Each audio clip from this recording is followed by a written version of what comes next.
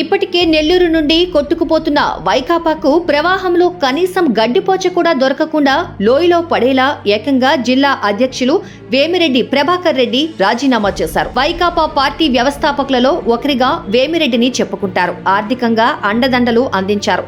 కనీస కృతజ్ఞత లేకపోగా గౌరవం కూడా ఇవ్వకుండా నియంతలా జగన్ వ్యవహరిస్తుంటే భరించలేక పార్టీ సభ్యత్వానికి కూడా రాజీనామా చేశారు.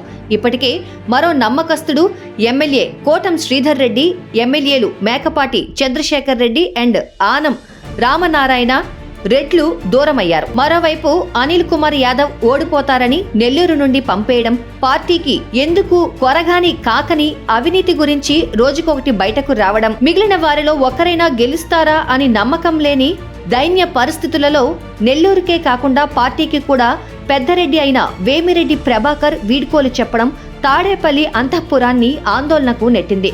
కడప తర్వాత బలంగా ఉన్న నెల్లూరు నుండి వైకాపాను బంగాళాఖాతంలో ముంచడానికి కసిగా నమ్మకస్తులే ప్రయత్నిస్తుంటే యావత్తు రెడ్డి సామాజిక వర్గాన్ని కూడా ఆలోచింపజేస్తోంది. జగన్ రెడ్డి అధికారంలోకి వచ్చాక ఎవరిని కలవకుండా దూరం పెట్టడాన్ని దిగమింగుకోలేక దూరం అయితే దుర్మార్గంగా అధికార దుర్వినియోగం చేసి మరీ వేధిస్తాడని సమయం కోసం వేచి చూసి ఎన్నికల నోటిఫికేషన్ రాబోతున్న సమయంలో ఒక్కొక్కరిగా భారీ షాకులిస్తూ వైకాపాను వీడిపోతున్నారు.